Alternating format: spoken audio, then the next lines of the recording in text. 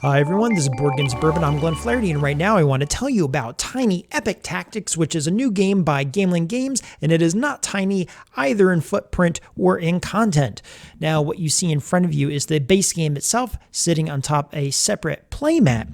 And really what I want to do in this video for you is I want to talk about what the game is, how it plays, the three distinct modes. It says there's five, but there's really three.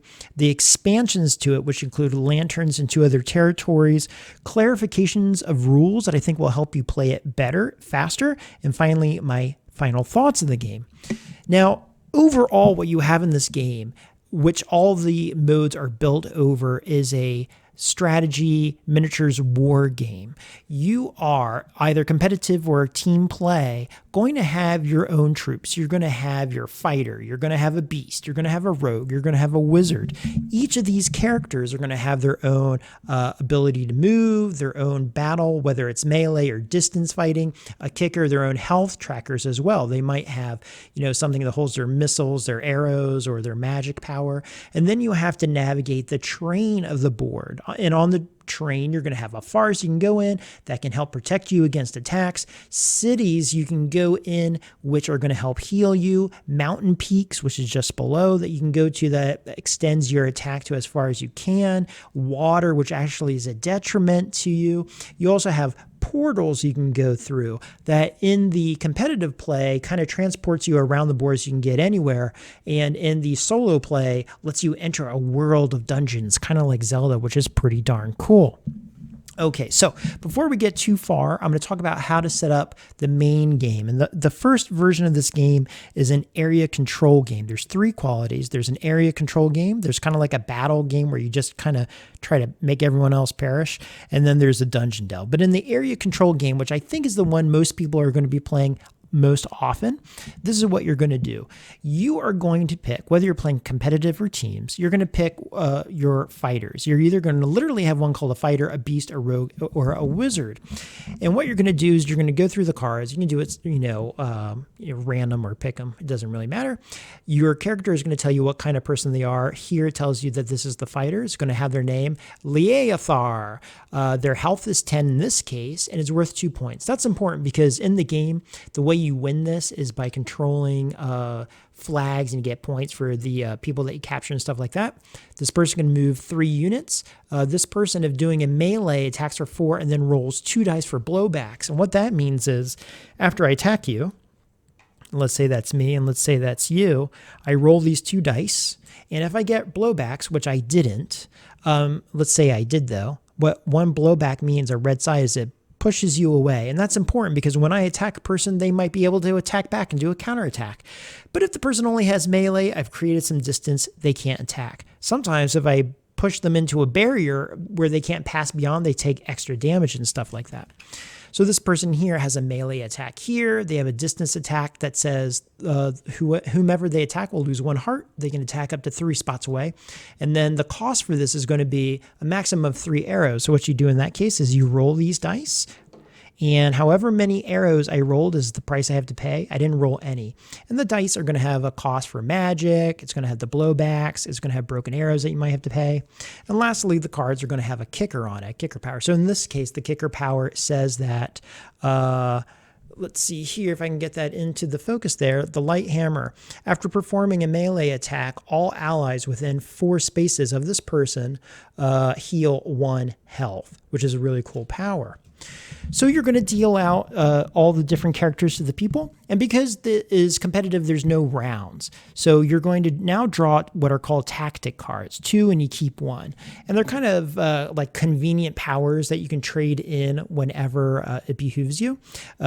So in this case here, that says if you move an ally, and an ally in the game is going to be your troops, or if you're playing as teams, your combined troops. After you move an ally, you have all of your allies in a single controlled area and majority control of that area. Then, if that is true, immediately advance the control area's flag token 1 space. Okay, now what does that mean with area control? Well, you're going to draw the cards, and now the game begins. And what you're trying to do is you're trying to control these areas. There's a gray flag here, a little control area, an orange control area here, and there's a purple control area over here. For convenience, we're just going to look at this gray one. And what you're going to notice here is there's some small flags and then there's a big one. Once you start your turn and you're on this big one, that's called a trigger. And what that does is that triggers, it's kind of like the on button for deciding majority control.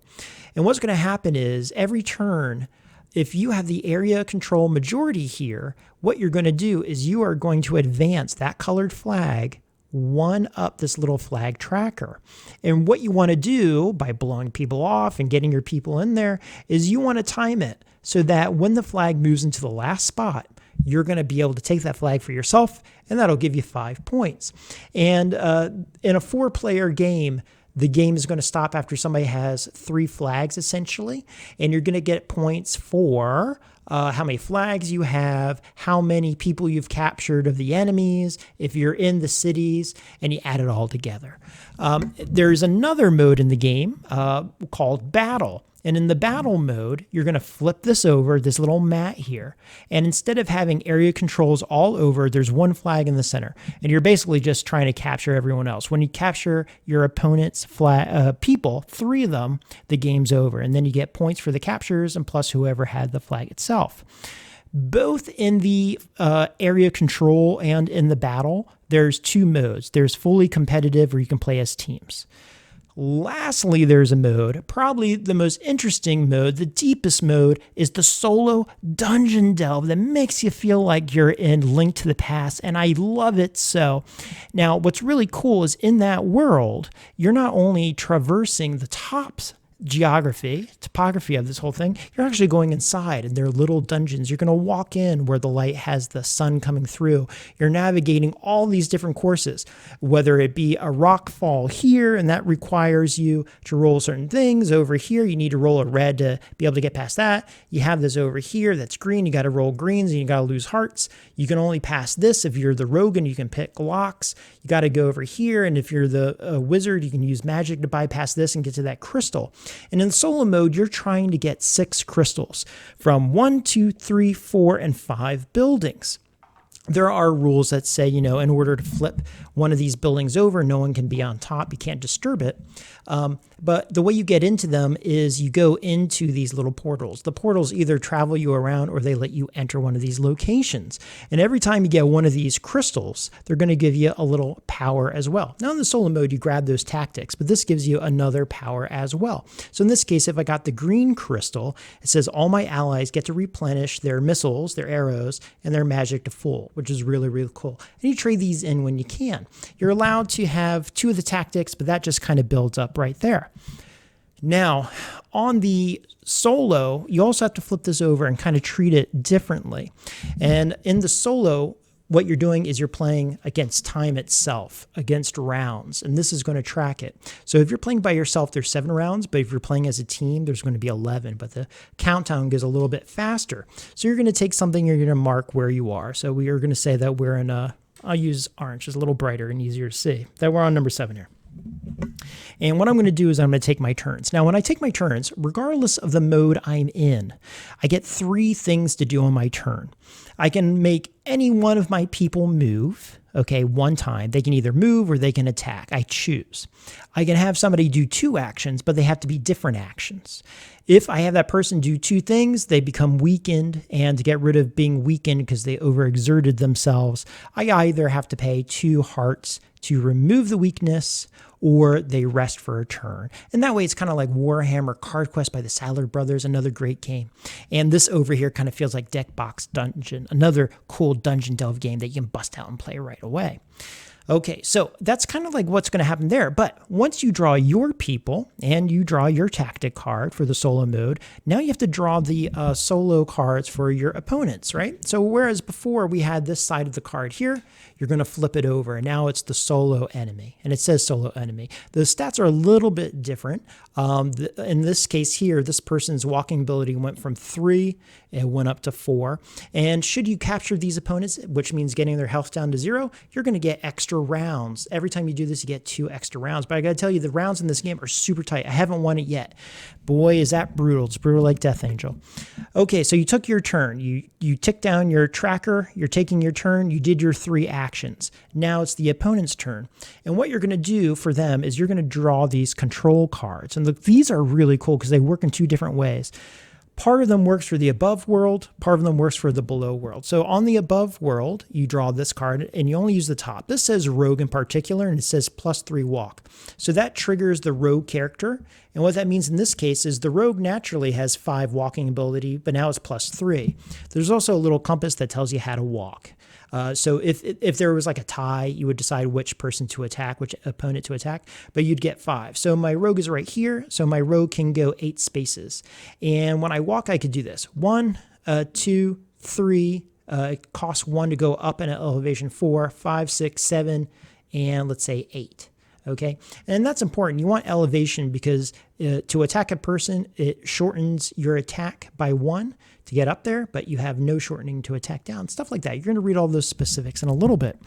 As you're drawing these cards, you can't repeat them right away. So if this said rogue again, I could not put it right there, but this says wizard, so it would go here. And you want to fill everybody up with 1. When you run out of cards, you kind of take them away. Now, the pressure of the game is, remember, you're trying to get these crystals. Once there's nothing on a territory, on a piece of the map, you can enter it through the portal. When you go into the portal, this triggers a different kind of enemy. So let's say my person is walking along here, and it walks onto this red spot that has an enemy face right on it. What that means in that case is I draw the enemy card, but instead of using the top, I'm going to use the bottom this time. And this says, on the bottom, Kobold, says I have to play 3 arrows, or 3 magic, or I'm going to take 2 damage. Well, luckily I am the wizard, so what that means is over here on my blue tracker, I would lower that 2, and I'm fine. And I could, if my movement was interrupted, I could continue. I haven't won it yet. My goodness, is that really hard. Now, on top of this, there's actually expansions. There is an expansion called Lanterns that you can use in both the competitive play and in the solo mode. And what happens with that is there's a little instruction booklet. It looks like this, okay? And what you're going to do is when you walk into a portal, remember you can use a portal for transportation or for going into the dungeons, you're going to get a little torch. And when you bring a torch to a city has an unlit lantern on it. And with the unlit lantern, if I go there and I trigger it, in the solo mode is going to give me 1 extra round. In the competitive play, it gives me 1 extra point to try to give me an advantage. And there are only so many of these to go around, okay? They're not unlimited. You can only have 1 torch per person. So that's a little tweak there that might help you out if you're in a real rut there, okay? If we're looking at the next one here, let's go to the Wasteland Expansion. Now, the Wasteland Expansion is a lot like the base game, but it doesn't have solo mode, unfortunately. It's going to come with another little fabric lay that on one side has all the features you expect and the little arrows telling you where to put your terrain, but the terrain is kind of going to come to you kind of like an origami box there, and you have to bend it both ways to kind of make the legs a little firmer so it doesn't collapse on you. You're going to put it down, and this expansion here has a tighter control. Okay, so there's a lot more warring going on. This is in opposition to the winter setting. The winter setting is just like everything else. Again, it has the side where you're going to put terrain on, and then it's going to have the control side. So let's put it over here. This one's a little bit more wide open. And again, you're going to have the boxes that you have to put in the very specific locations the arrows are going to tell you. But the spread is a lot wider. So in this case here, you might have noticed in the original, the control was kind of compact. Here, there's 3 up here, there's 3 down here. There you go. That's where it goes. So now it's low and it's high and it's more spread out. So it kind of changes how you're going to play. A lot of the play change also comes from what kind of warriors you're going to choose in the game, both as your opponent and for yourself. Some clarifications you might need, and that's pretty important, is to remember, one, with the tactic cards, you can only have 2 at a time. So if you draw a third one, you have to discard something out of your hand. When you're dealing with these enemy cards, the top deals with the above ground, the bottom deals with the underground and the dungeons there. And lastly, the one I didn't see the book describe at all, but I'm kind of inferring this, is when you're on the battle maps in the game itself where you flip over the bottom mat here, the piece of fabric, what it says is you're going to put one flag in the center, and then you're trying to capture everyone else. You're trying to capture 3 people and then extra points for the flag. But there are actually also trigger spots on the board, which isn't addressed, other than a rule that says when you play with the battle map, you may put as much or as little terrain as you want. But if you put terrain on, don't block the triggers. So I think what it's trying to do is kind of set out a perimeter, and that's true of both. But the downside of the expansions is, if you look on the inside, there's no solo content there. So that's the only takeaway there. Now, if I had anything to look forward to as far as improvement, it'd be 2 things. One, I would love to see more solo content in there. I would also like to see player aids, because when you're playing solo, you can get a little lost in it. And I did have to make my own notes, because when you're lost in thought, sometimes you can overlook it. Okay, it's my turn. Move this clicker down over here to track this. Okay, I did my 3, but that guy's going to be exhausted. Now the solo is here, but it moves over. He's occupied, so it goes to the person to the left. Okay, I took his turn, but that person perished. They gave me 2 extras here. Okay, now draw my tactic card. So it can be a little bit much, especially when you're also tracking what all the different terrain does. Am I in the water? Does that slow me down? Am I in the tower? The tower is going to let me shoot 4 away. Am I in the forest? That blocks 1. Am I healing in the city? All these kind of things you have to keep track of. It does become easier with time, as it did for me, but that would be a help. But don't let that take you away from the amount of variety you have in here and the immediacy of how you can get into it. I got to tell you, the basic competitive play, super fun, super fast. That's a really fun game. My wife and I have been playing it a lot, having a real great time to it. The battle mode, where you flip it over and are just trying to capture each other, really straight ahead. That almost feels like a video game to me. And then you have that super rich. I am such a sucker for dungeon delves. That is my favorite aspect of the game.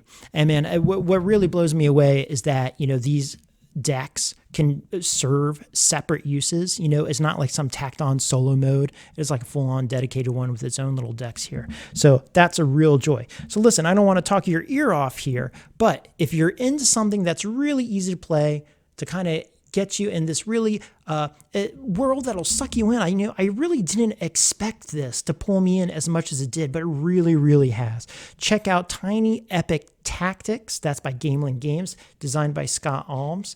And if you have questions about gameplay, please ask. I'm happy to help as much as I can. Until next time, friends, be well and talk to you then. Bye.